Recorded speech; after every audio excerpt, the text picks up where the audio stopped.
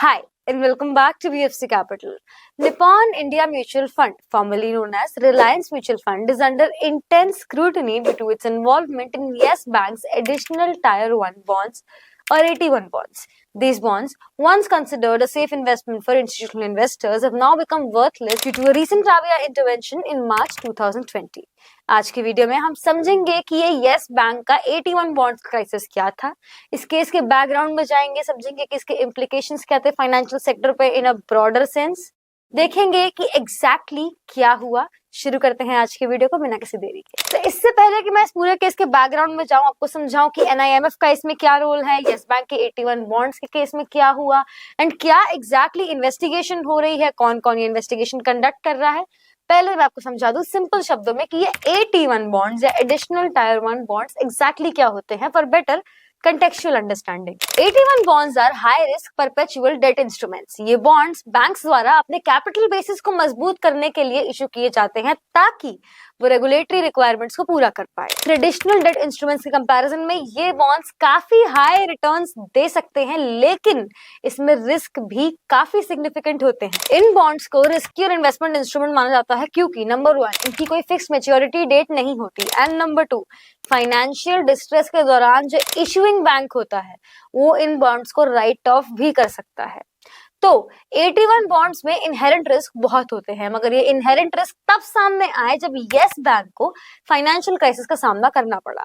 अब क्योंकि आप समझ गए हैं कि 81 बॉन्ड्स एग्जैक्टली क्या होते हैं, अब हम देखेंगे कि येस बैंक के साथ क्या हुआ, एनआईएमएफ का इसमें क्या रोल था। मार्च 2020 में येस बैंक को एक मेजर फाइनेंशियल क्राइसिस का सामना करना पड़ा due to a substantial rise in NPAs और non performing assets and erosion of its capital base and एक कंप्लीट कोलैप्स को प्रिवेंट करने के लिए और डिपॉजिटर्स को प्रिवेंट करने के लिए आरबीआई ने इस बीच इंटरवीन किया और एक रिकंस्ट्रक्शन प्लान अनाउंस किया। तो इस प्लान के अकॉर्डिंग आरबीआई ने 8,415 करोड़ रुपए के 81 बॉन्ड्स को राइट ऑफ करने का ऑर्डर दे दिया, जिसमें से काफी बड़ा हिस्सा इंस्टीट्यूशनल इन्वेस्टर्स जैसे कि एनआईएमएफ के पास था। तो हुआ क्या, इस राइट ऑफ के चलते जो इंस्टीट्यूशनल इन्वेस्टर्स के पास थे, जिसमें इंश्योरर्स भी शामिल थे, बैंक्स भी शामिल थे, म्यूचुअल फंड जैसे एनआईएमएफ भी शामिल थे, इनके बॉन्ड्स को इस राइट ऑफ ने वर्चुअली यूजलेस बना दिया।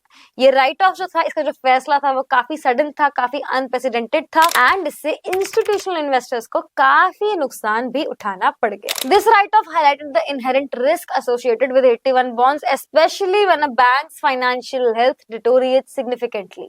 तो हुआ क्या, इन 81 में निप्पॉन इंडिया म्यूचुअल फंड जो कि इंडिया की one of the largest asset management companies है, वो भी इन्वेस्टर थे and they most likely invested in it because of the high returns it could offer compare to traditional debt instruments. तो इन्होंने यानी एनआईएमएफ ने बहुत ज्यादा सब्सटैंशियल पैसा इन बॉन्ड्स में लगा दिया था, मगर उनको ये फैसला काफी भारी पड़ गया जब येस बैंक को फाइनेंशियल क्राइसिस का सामना करना पड़ा और उस क्राइसिस की वजह से आरबीआई ने ये राइट ऑफ का डिसीजन दिया। राइट ऑफ के टाइम पर एनआईएमएफ ने काफी पैसा लगाया हुआ था इन बॉन्ड्स में। राइट ऑफ के बाद जो लॉसेस हुए, they highlighted a significant gap in the risk assessment process. इन बॉन्ड्स में मिलने वाले रिस्क एनआईएमएफ जैसे इंस्टीट्यूशनल इन्वेस्टर्स को पता थे and they should have conducted thorough due diligence before investing in such bonds. तो the scale of losses in this write off expose potential lapses in the risk management process and portfolio diversification strategies used by NIMF. तो क्योंकि एनआईएमएफ को इन bonds में invest करने के बाद RBI के intervention के बाद काफी लॉसेस उठाने पड़ गए, काफी लॉसेस का सामना करना पड़ गया, तो regulatory bodies began investigating NIMF's role in Yes bank 81 bond crisis.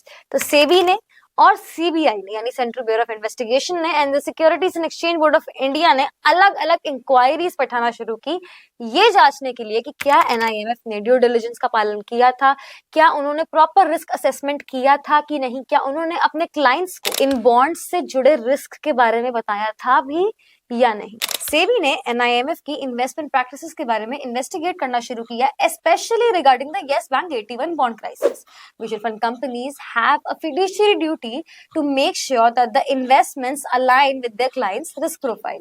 अगर एनआईएमएफ ने इस रिस्पॉन्सिबिलिटी का पालन ढंग से नहीं किया तो it may have to also face huge penalties. And अगर हम सीबीआई की इंक्वायरी के बारे में बात करें तो सीबीआई की इंक्वायरी ये जांचने की कोशिश कर रही है कि कहीं एनआईएमएफ ने इस बॉन्ड से रिलेटेड जो रिस्क है उनको मिस रिप्रेजेंट तो नहीं किया अपने क्लाइंट्स को, उन्होंने किसी सिक्योरिटी लॉस का वायलेशन तो नहीं किया। वो ये भी जानने की कोशिश कर रहे हैं कि कहीं कोई और ऐसे इंस्टीट्यूशनल इन्वेस्टर्स तो नहीं है जिन्होंने ये सेम काम किया हो, मिसकंडक्ट किया हो रिगार्डिंग दीज बॉन्ड्स। एंड क्या जो इन्वेस्टर्स थे उन्होंने इन बॉन्ड्स के रिस्क को अच्छी तरह से जांच परख के इन्वेस्टमेंट की या नहीं। देखिए, 81 बॉन्ड्स काफी अच्छे रिटर्न्स दे सकते हैं, पोटेंशियली काफी हाई रिटर्न्स दे सकते हैं, मगर ये काफी रिस्क के साथ भी आते हैं, as seen in the Yes Bank case. अब आगे क्या होगा, कौन कितना गिल्टी है, कौन कितना नॉन गिल्टी है, ये तो सेबी और सीबीआई की इन्वेस्टिगेशन ही बता पाएगी। ये केस मेरे आप जैसे रिटेल इन्वेस्टर्स के लिए एक सबक है कि सिर्फ फंड के रिटर्न देख के उसमें पैसा नहीं लगाना होता है, फंड का रिस्क भी देखना होता है, देखना होता है,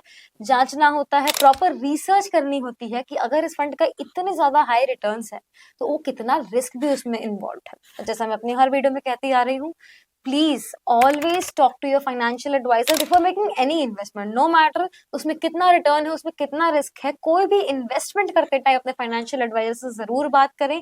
investment is not a game, it's not a playground, it's a very serious thing. We hope आपने ये वीडियो देखने के बाद आज कुछ नया सीखा होगा, आपको आपकी रिस्पॉन्सिबिलिटी एज एन इन्वेस्टर समझ में आई होगी। If yes, like this video, share it with your friends, subscribe to our channel. अगर आपके मन में कोई सवाल है, कोई क्वेरी है, कोई शंका है किसी फंड से रिलेटेड, किसी इन्वेस्टमेंट से रिलेटेड, तो please let us know in the comment section below and will try our best to help you regarding that. जल्द मिलेंगे एक और वीडियो के साथ। Press the bell icon for instant updates.